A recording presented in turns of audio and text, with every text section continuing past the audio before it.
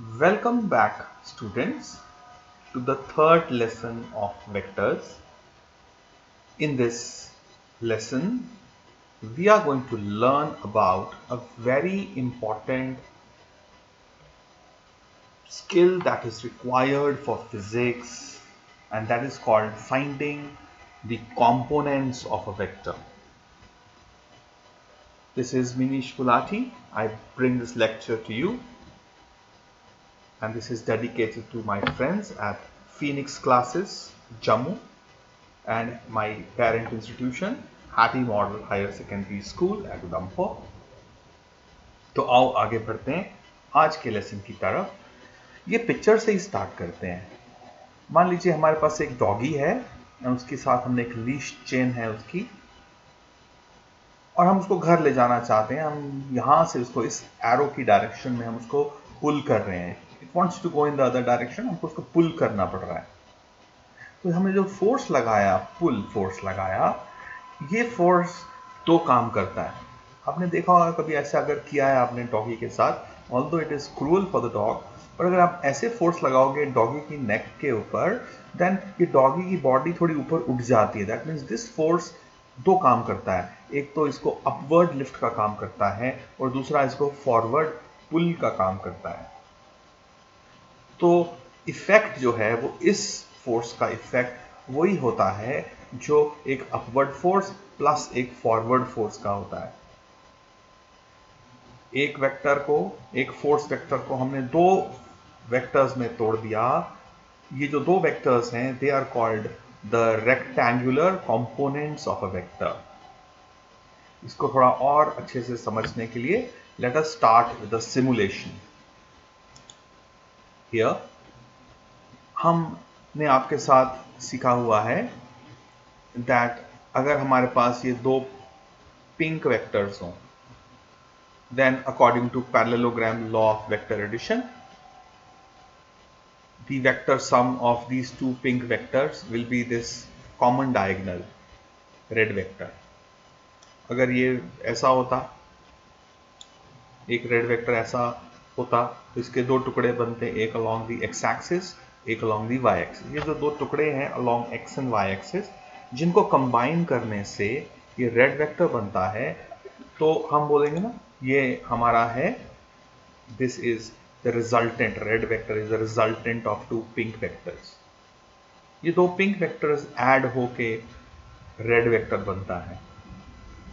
Vectors में बच्चों एक और भी बात है कि किसी भी वेक्टर को उठा के हम दूसरी जगह रख सकते हैं, provided we do not change the magnitude and we do not change the direction. तो अगर मैं उस स्टाइल में चलूं, हियर मैंने क्या किया, इस यहाँ पिंक वेक्टर जो वाई एक्सिस के अलॉन्ग था उसको उठा के यहाँ रख दिया, तो ये बन गया मेरा triangle law of vector addition. पिछली क्लास में हम पढ़ चुके हैं। तो ये क्या बोलता है, ये ट्रायंगल लॉ बोलता है that the two vectors to be added are represented in magnitude and direction by two sides of a triangle, then उनका resultant is the third side of the triangle taken in the opposite order। अगर हमको ये दो pink मालूम हो और हम जो है एक ढूंढ रहे हों what is called as the resultant red vector, तो उल्टा भी तो सच हुआ कि रेड जो है वो टूट कर बनेगा दो पिंक वेक्टर। ओके, वापस मैं स्टाइल 1 पे जाता हूं, and what do I find here, I find that, अपनी स्केल पे चलते हैं और देखिए यहां पर रेक्टेंगुलर कंपोनेंट्स कैसे ढूंढा जाता है। बड़ा इंपॉर्टेंट टॉपिक है। मान लीजिए हमारे पास एक ब्लू वेक्टर है, ए वेक्टर। मैं जानना चाहता हूं कि इसके दो वो कौन से टुकड़े होंगे, वो कौन से कंपोनेंट्स होंगे जिनमें ये टूटेगा या जिनको जोड़कर ये बनेगा। अगर हमको ए वेक्टर और बी वेक्टर गिवन हो और हमको कहा जाए इनका रिजल्टेंट ढूंढो, तो हम पैरेललोग्राम बनाते हैं, ब्लैक वाला उसका रिजल्टेंट होता है। तो reverse of addition is called finding a component. अब हमको R गिवन है, हम पूछा जा रहा है बताओ A और B क्या होंगे, राइट? अगर हमको पिंक वेक्टर मालूम हो, बताओ इसके बच्चे P और Q क्या होंगे। Let us suppose this A vector makes an angle theta with the x-axis. Unit vector along x-axis is called I caret and unit vector along y-axis is called as j caret. हम क्या करते हैं, यहाँ पे एक triangle बना लेते हैं, नॉर्मल ड्रॉप करते हैं mn। अब ट्राइंगल लॉ के हिसाब से ब्लू वेक्टर के दो टुकड़े जो हैं, एक होगा ये रेड टुकड़ा और एक होगा ये ग्रे टुकड़ा। अगर पैरेललोग्राम की बात करें तो एक टुकड़ा होगा उसका ये रेड वाला अलोंग द एक्स एक्सिस, एक होगा ये ग्रीन वाला अलोंग द वाई एक्सिस। वैसे भी जो ग्रीन और ग्रे हैं, they are equivalent to each other because both have the same size and both are in the same direction along the Y axis, alright. तो आओ देखते हैं इस ट्राइंगल को, ट्राइंगल मानो MNO। In this triangle MNO, what is cos theta? Cos theta क्या होता है? Base upon hypotenuse, that is ON upon OM. But what is OM? OM is equal to length of A vector. I can simply write A. So cos theta will be ON base upon hypotenuse A. Cross multiply कर दूं, I get ON is equal to A cos theta. लिख दिया मैंने यहाँ पर। तो ON लंबाई कितनी है? अगर हाइपोटेन्यूज की लंबाई A है तो what is the length of the base? That is A cos theta. Similarly in this triangle if I look at sin theta, theta के हिसाब से ये वाली साइड MN उसका परपेंडिकुलर है, perpendicular upon hypotenuse, that is MN upon OM और MN upon hypotenuse is A। Cross multiply कर दूं तो MN will be equal to A sin theta, which is same as OM dash. So this side और this side both are A sin theta. तो इसका मतलब A vector दो टुकड़ों में टूटता है, एक टुकड़ा along the x axis वाला होता है A cos theta, y axis वाला होता है A sin theta। अब ये जो बेसिकली थीटा है ना, ये डिसाइड करता है cos theta कौन सा होगा। थीटा के साथ वाली साइड cos होती है, थीटा के ऑपोजिट वाली साइड sin होती है। ठीक है बच्चों, तो ट्रिग्नोमेट्री बहुत सिंपल वाली है, क्लास 10th वाली ट्रिग्नोमेट्री है जो हमने यूज की। अब हमको कैसे पता कि ये सच है? अगर ये सच है तो it should obey the Pythagoras theorem. तो let us apply the Pythagoras theorem to the triangle MNO, right angle triangle. So base का स्क्वायर प्लस परपेंडिकुलर का square is equal to hypotenuse का square. So I will get hypotenuse is A का square, base is A cos theta का square plus A sin theta का square, A square cos square theta plus A square sin square theta. A square को common लेता हूँ, I get cos square theta plus sin square theta. We all know cos square theta plus sin square theta is equal to 1। So A square is equal to A square, left hand side is equal to right hand side, hence we have proved that हमने ठीक किया है। अब हम जो हमारा resultant A vector है उसको बनाने में हम ये कह सकते हैं कि वो A cos theta plus A sin theta के कॉम्बिनेशन से बनता है। A cos थीटा क्योंकि x एक्सिस के अलॉन्ग है तो लेंथ कितनी है इसकी A cos थीटा, डायरेक्शन क्या है I कैरेट, y की डायरेक्शन j कैरेट और उसकी magnitude A sin theta. Therefore in vector form I can write A vector is equal to A cos theta I caret plus A sin theta j caret, right. तो हमने vector को दो parts में तोड़ना सीखा। आओ इसको थोड़ा अप्लाई करके देखते हैं कि हमको क्या क्या मिलता है। जैसे हमने इसको दो पार्ट्स में तोड़ा, टू कंपोनेंट्स थे, that was in a plane. You can even have a vector in 3 dimensions. ये ब्लैक वेक्टर है, 3 डायमेंशनल है। मान लो इमेजिन करो आप इस रूम में बैठे हो, उसके बॉटम के कॉर्नर से ऑपोजिट साइड के टॉप के कॉर्नर में एक वेक्टर है, एक लाइन है, वेक्टर है। तो उसको बनाने के 3 वेक्टर्स होंगे। ये ब्लू वाला along the z axis, red वाला along the x axis and green component along the y axis। ये तीनों मिलकर बनाते हैं ये ब्लैक वेक्टर। 3 डायमेंशन के वेक्टर्स को हम लोग डील करते हैं लेटर ऑन जाकर क्लास 12 में मैथ्स के वेक्टर्स के चैप्टर में। तो हमको ज़्यादातर 2 डायमेंशन की ज़रूरत पड़ती है, तो हमने 2 डायमेंशन आपके साथ ऑलरेडी देख लिया, राइट। अब हम एक इलस्ट्रेशन देख रहे हैं। ये बोलता है कि हमारे पास मान लो ये एक ऐसा वेक्टर है ए vector which is 1 unit along the x-axis and 1 unit along the y-dash axis, right? X-dash axis, along the y and x-dash axis. So what is a vector?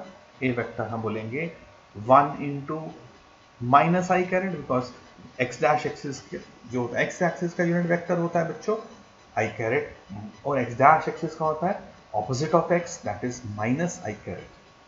And 1 unit along y-axis, that will be j caret. So we can say a vector is equal to minus I caret plus j caret.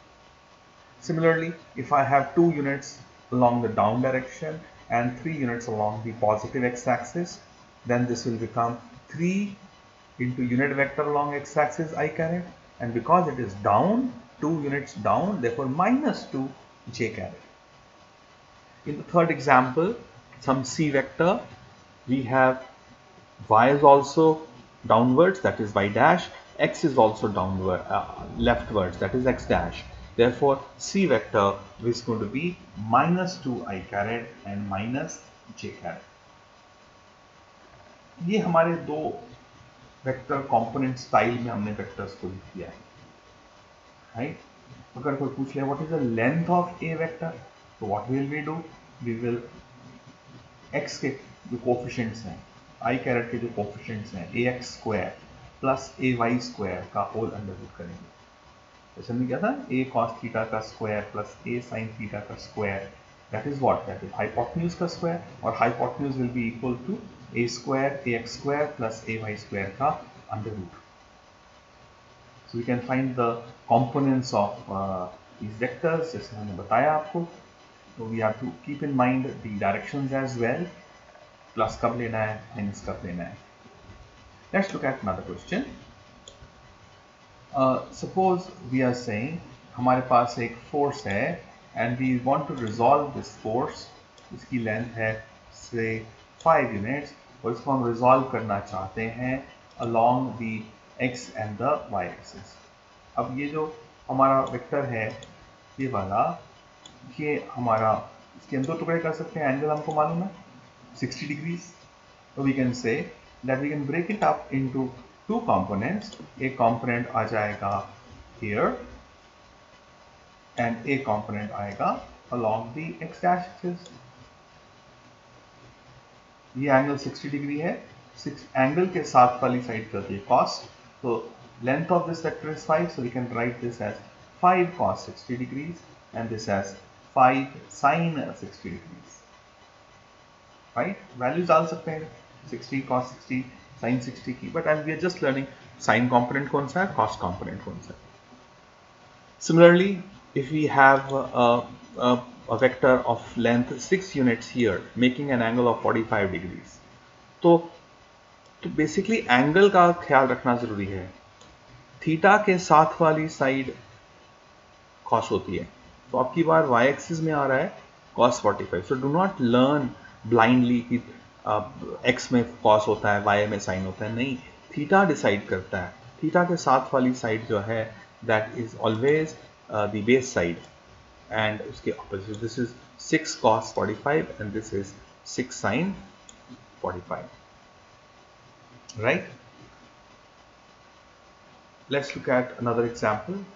और ज़रूरी नहीं है कि ये x और y हमारे बिल्कुल सीधे ही हों, टेढ़े भी हो सकते हैं। इंक्लाइन प्लेन में इस तरह से सिचुएशन आएगी, हम देखेंगे।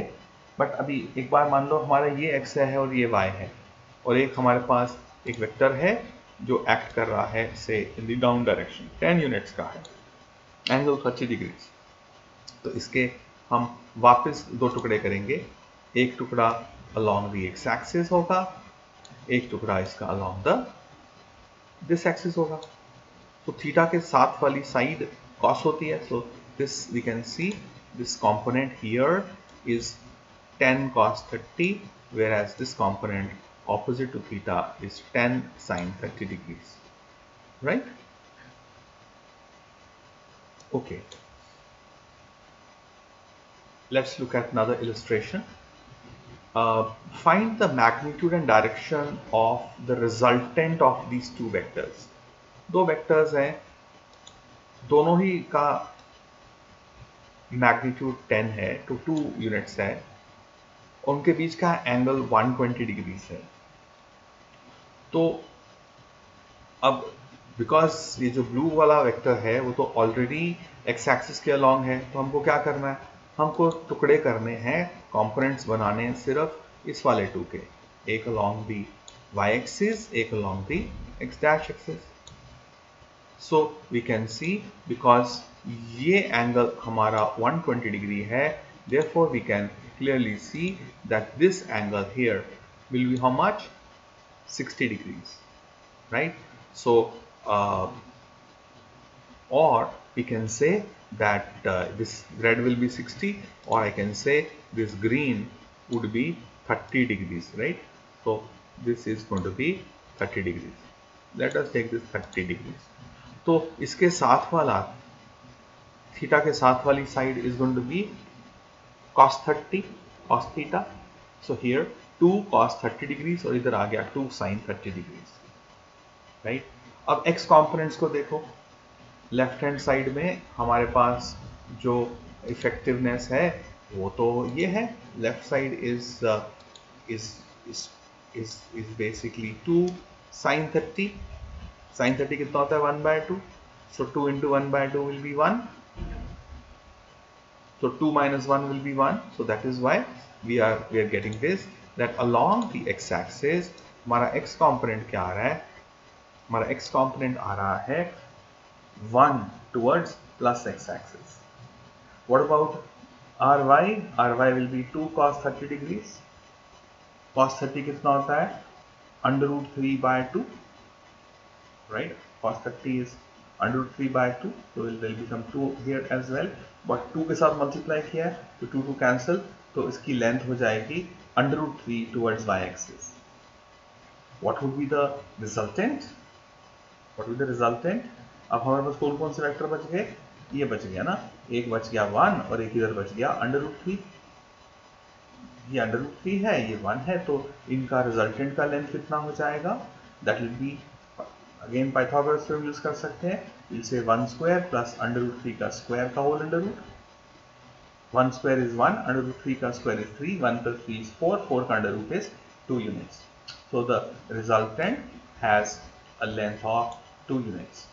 Which means that 2 vector plus 2 vector का आंसर भी आ रहा है हमारा 2 वेक्टर.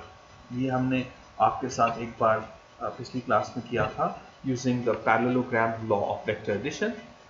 वहाँ पे हमने यूज किया था आपके साथ formula a² plus b² plus 2ab cos theta. वैसे भी कर सकते हैं, बट हम क्योंकि आज कंपोनेंट्स सीख रहे हैं, so I'm trying to find the resultant by the method of components. Right okay, तो बच्चों आगे चलते हैं. ये देखिए, ये इस तरह से आपको बहुत बार आएगा. एक मान लो इंक्लाइंड प्लेन है, और उस इंक्लाइंड प्लेन क्या होता है, टेढ़ी प्लेन है, कुछ एंगल है, कुछ एंगल होगा of course theta, this would be some angle theta. एक बॉडी पड़ी है इंक्लाइंड प्लेन के ऊपर, तो फोर्स ऑफ ग्रेविटी तो हमेशा इट एक्ट्स वर्टिकली डाउनवर्ड्स. अब ये जो फोर्स ऑफ ग्रेविटी है, इसको हम ब्रेक कर सकते हैं into 2 components. Let us consider, अब हम देख रहे हैं ऐसा component perpendicular to the plane, right, this is my theta, तो F perpendicular and F parallel, right. तो इंक्लाइंड प्लेन है, let us say let me extend this plane, या ये कोई इंक्लाइंड प्लेन है ऐसे हमारे पास. तो हमने क्या किया, इसके 2 टुकड़े करेंगे. अब देखो, अगर ये एंगल थीटा है, तो मैं थोड़ी देर में दूसरा डायग्राम में दिखाऊंगा आपको. यू कैन शो ज्योमेट्रिकली, थोड़ी नेक्स्ट स्लाइड में दिखाऊंगा, that this angle is also theta. तो अगर ये फोर्स F है, mg है, force of gravity is m into g. देखो फोर्स ऑफ ग्रेविटी mg के बिना फिजिक्स चलती नहीं है ना। mg is mass into acceleration into gravity, not Manish Gulati. Okay, PJ. So here we have the perpendicular component will be mg cos theta and parallel component will be mg sin theta. तो components तोड़ने की जरूरत पड़ती है। ये F perpendicular component इस incline plane को नीचे दबाने का काम करता है और ये F पैरेलल कंपोनेंट इसको नीचे खिसकाने का काम करता है, responsible for sliding in the down direction, right. तो आइए इसको थोड़ा और डिटेल में देखें, बिकॉज इसकी हमको बहुत ज़रूरत पड़ने वाली है, फिजिक्स में बहुत जगह पर ज़रूरत पड़ती है। देखो एक बॉडी जिसका हमने कहा मास m, तो फोर्स ऑफ ग्रेविटी हमेशा डाउनवर्ड वर्टिकली डाउन एक्ट करती है। ये एंगल थीटा है तो ये एंगल भी थीटा होगा। क्यों होगा थीटा? देखो ये एंगल 90 है, ये डॉटेड डॉटेड जो बनाया और ये प्लेन के बीच का एंगल भी ये 90 है, इधर तो इधर भी 90 होगा। ये एंगल थीटा है, तो we can say theta plus x plus 90 is 180, sum of the angles of the triangle. अब मान लीजिए x है, ये कितना हो कि ये 90 हो जाए। सी 90 को निकाल दूं तो theta plus x plus 90 is 180, right. Here theta plus x plus 90 is 180 degree, और 90 को उधर ले जाऊं तो क्या बनेगा? Theta plus x is 90 degrees, therefore x must be equal to 90 degrees minus theta. तो x हमारा है 90 डिग्रीज माइनस थीटा। अब ये एंगल पता नहीं, लेट अस से question mark plus x is also 90. Therefore this unknown angle question mark is 90 minus x. 90 minus x क्या हो जाएगा? 90 minus x, x की वैल्यू डाल दो यहाँ पर, तो 90 minus 90 plus theta, 90 gone. So this unknown angle is now theta. तो हमेशा बच्चों याद रखना, इंक्लाइन प्लेन में अब इतना सारा हम बार बार नहीं करेंगे। अगर ये एंगल थीटा है तो ये जो ये वाला कॉम्पोनेंट है, ये पार्ट है, ये भी एंगल थीटा होता है। वैसे दिखाई नहीं देता है, दिस एंगल इज जितना बड़ा एंगल है उतना ही बड़ा यहाँ पर भी है, this angle is much bigger, right. तो अब थीटा के साथ वाली साइड क्या होती है? कॉस थीटा, ये पढ़ा है ना हमने। तो ये जो टुकड़ा है mg का, ये बन गया mg कॉस थीटा, और ये जो कंपोनेंट है परपेंडिकुलर टू और opposite to theta along the plane down direction, that will be mg sin theta. अब नॉर्मली क्या होता है कि जब आप कोई बॉडी इंक्लाइन प्लेन पे पड़ी होती है तो आप बॉडी का वेट mg cos थीटा उसको नीचे दबा रहा होता है परपेंडिकुलर टू द रोड, तो रोड भी तो कुछ रिएक्शन करेगी ना, ये होता है नॉर्मल रिएक्शन n। और अगर फ्रिक्शन है और ये बॉडी नीचे की तरफ आने की कोशिश कर रही है तो फ्रिक्शन कहाँ पे लगेगी? फ्रिक्शन ऑपोजिट डायरेक्शन में, friction will be in the up direction. मैंने कई सारी फोर्सेस दिखाई यहाँ पर जो एक्ट कर रही हैं इस पर्टिकुलर बॉडी पे। तुम लॉज ऑफ मोशन पढ़ेंगे तो हम देखेंगे फ्री बॉडी डायग्राम कैसे बनता है and the kind of things. But in सब चीज़ों में हमको कंपोनेंट्स निकालना की स्किल जो है बहुत अच्छे से आनी चाहिए। तो आज की क्लास हम लोग कंपोनेंट्स पे पूरा डेडिकेट करने वाले हैं। तो देखो ये डायग्राम जो है वो प्रोजेक्टाइल मोशन का डायग्राम है, राइट। यहाँ पे देखते हैं प्रोजेक्टाइल है, ऊपर जाता है, ऊपर से वापस नीचे आता है। नाउ इस एंगल पे अगर उसको फेंका गया है तो ऊपर जाते जाते हम देख सकते हैं वर्टिकल कंपोनेंट ऑफ वेलोसिटी के दो टुकड़े किए हमने, ब्लू वेक्टर के दो टुकड़े किए, एक अलोंग द हॉरिजॉन्टल, एक परपेंडिकुलर टू द हॉरिजॉन्टल। तो जो वर्टिकल कंपोनेंट है वो ग्रेविटी तो हमेशा नीचे एक्ट करती है, तो ग्रेविटी क्योंकि हमेशा नीचे की तरफ है, the force of gravity, acceleration due to gravity is going to act in the down direction, right. तो ये ऊपर वाला वर्टिकल कंपोनेंट जो है वो एक्सेलरेटेड मोशन होगा, ये कम होता रहेगा। आप देख सकते हो ये एरो बड़ा है, यहाँ जाके एरो छोटा होता जा रहा है हाईएस्ट पॉइंट पर, और ऊपर तो नहीं जाता ना प्रोजेक्टाइल, इसका मतलब हाईएस्ट पॉइंट पर इसका y कंपोनेंट 0 हो जाता है, लेकिन x एक्सिस के अलोंग कोई उनको रोकने वाला या तेज करने वाला नहीं है। तो वी से along the x axis, देखो एरो का size along the x axis, it is not changing throughout motion. ऊपर से नीचे आते आते फिर से स्पीड बढ़ती है, वर्टिकल स्पीड. तो जिस डायरेक्शन में एक्सेलरेशन होती है वहां पे स्पीड बढ़ती भी है और वहां पे स्पीड कम भी होती है, राइट. तो कंपोनेंट्स बनाने की स्किल हमको प्रोजेक्टाइल मोशन में भी बहुत काम आने वाली है, right. Now let's do one last application of components, although we will be using components throughout class 11th and class 12th, so there can never be an end to components, but we have to learn how to apply the knowledge of our components. Suppose there is a crate here, a box है 50 kgs का, and it is tied to a wire, these steel ropes which is tied to one wall at one end and to the roof at the other end, and this is hanging there, so means it is at rest, it is in equilibrium.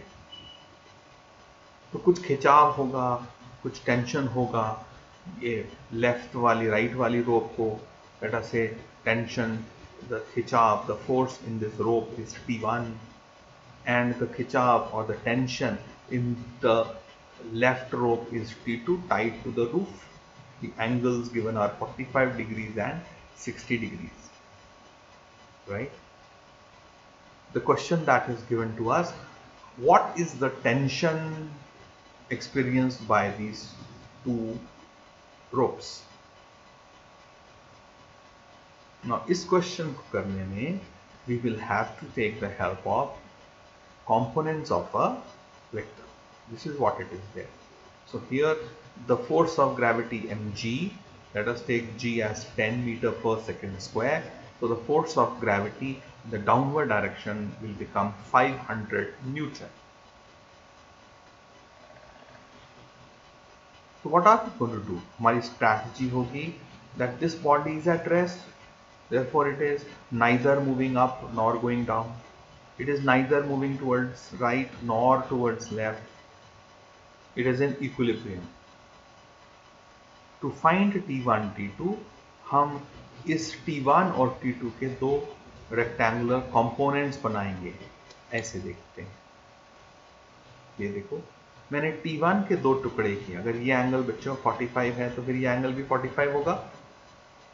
These are alternate interior angles. This line is parallel. ये 45 तो ये भी 45. इस T1 के दो टुकड़े किए, एक along the x-axis, एक along the y-axis. Along होता है T1 cos 45 degrees and along y-axis will be T1 sin 45 degrees, right? उसी तरह से T2 के भी दो टुकड़े किए. अब क्योंकि ये वाला एंगल 60 है तो ये these are alternate interior angles, तो ये वाला 60 होगा. तो 60 के साथ वाली साइड अब की बार हो जाएगी cos 60. So I have this red component along the y-axis is T2 cos 60 degrees and the other one will become T2 sin 60 degrees. पता चला क्या किया? Very good. Now because this is in equilibrium, therefore it is in equilibrium along the x-axis and it is in equilibrium along the y-axis. Along the x-axis कौन कौन सी forces है? Right की तरफ act कर रही है T1 cos 45, लेफ्ट की तरफ एक्ट कर रही है T2 sin 60. Now this body will be in equilibrium along x-axis if this blue force towards the right is equal to the red force towards the left. That means T1 cos 45 degrees is equal to T2 sin 60 degrees. Cos 45 कितना होता है 1 by root 2 and sin 60 is under root 3 by 2. This is what I get. Let me hold this, call this equation number 1. Similarly, let us look at equilibrium along the y-axis. If I look along the y-axis, ऊपर कितनी forces हैं बच्चों? दो forces, blue and red. नीचे एक ही force है green. इसका मतलब इन दोनों का sum must be equal to green. क्योंकि अगर ग्रीन बड़ी होती तो इसने नीचे आना चाहिए था। अगर ये दोनों मिलकर ग्रीन से बड़े होते तो इनको ऊपर जंप करना चाहिए था। ना ये नीचे की तरफ आ रहा है, ना ये ऊपर जंप कर रहा है, मतलब ऊपर की दो फोर्सेस का sum is equal to the green force. वो कौन कौन सी है? T1 sin 45 plus T2 cos 60. So T1 sin 45 degrees plus T2 cos 60 degrees must be equal to 500 Newton. Sin 45 1 by root 2, T2 cos 60 1 by 2 होता है, तो T2 into 1 by 2 is 500. Very good. But T1 into 1 by root 2 कितना होता है? That is equal to equation number 1 T2 under root 3 by 2. Let me substitute equation number 1 into, तो मैंने क्या किया, फर्स्ट टर्म की जगह लिख दिया T2 under root 3 by 2 plus T2 into half is equal to 500. दोनों में T2 है, we can take T2 as common. So this I will get 1 plus under root 3 by 2 is equal to 500. Cross multiply करते हैं, T2 will be equal to 500 into 2 upon 1 plus under root 3. Under root 3 कितना होता है? 1.732 plus 1 will be 2.732. 1000 by 2.732. So T2 comes out to be 366 Newton. तो ये T2 ये वाला, इस धागे को, इस रोप को टेंशन जो फील हो रही है that is 366 Newton. Now if I put equation number 3, T2 की वैल्यू को डाल दूं 1 में, तो see what I'll get. I'll get T1 by under root 2, है ना, T1 by under root 2 is equal to 366 into under root 3 by 2, right? Cross multiply कर दूं तो T1 will be 448 न्यूटन. तो लर्निंग क्या कि एक रस्सी 448 न्यूटन उठाती है, दूसरी वाली 366 न्यूटन की टेंशन महसूस करती है, तब जाकर वो इस 500 न्यूटन की बॉडी को उठाते हैं. सो वेक्टर्स में तो होता है ना, 2 vector plus 3 vector can be equal to just 2.5 only. तो ऐसा वेक्टर्स में पॉसिबल है. 2 और 2 कुछ भी हो सकता है. 2 + 2 0 भी हो सकता है, ऑपोजिट डायरेक्शन होंगे. 2 + 2 1 भी हो सकता है, 2 + 2 1.5 भी हो सकता है, राइट? तो कुछ भी हो सकता है. तो यहाँ पर यही आ रहा है कि हमारा जो T1 है वो है 448 न्यूटन, T2 है 366 न्यूटन. और कोई बोल दे कि किसको ज़्यादा टेंशन है, रोप को ज़्यादा टेंशन है, तो बोलेंगे T1 वाली रोप जो दीवार के साथ है ना उसको ज़्यादा टेंशन है. T2 को कंपैरेटिवली टेंशन 366 न्यूटन का है, राइट? इस तरह के क्वेश्चंस तुमको अच्छे से करने डेफिनेटली आने चाहिए, और इनको करने के लिए आज का जो लेक्चर है वो बहुत इंपॉर्टेंट है. इक्विलिब्रियम ऑफ कॉन्करेंट फोर्सेस हमने यूज़ किया यहाँ पर कंपोनेंट्स लेकर. So that's all friends for the day, and in the next lesson we shall learn about the rules for multiplying vectors. Vectors को मल्टीप्लाई करने के 2 रूल्स होते हैं, एक होता है डॉट प्रोडक्ट और दूसरा क्रॉस प्रोडक्ट. तो अगली क्लास में हम अच्छे से समझेंगे डॉट प्रोडक्ट को. So keep studying and keep shining both in boards as well as in entrance. Thank you very much.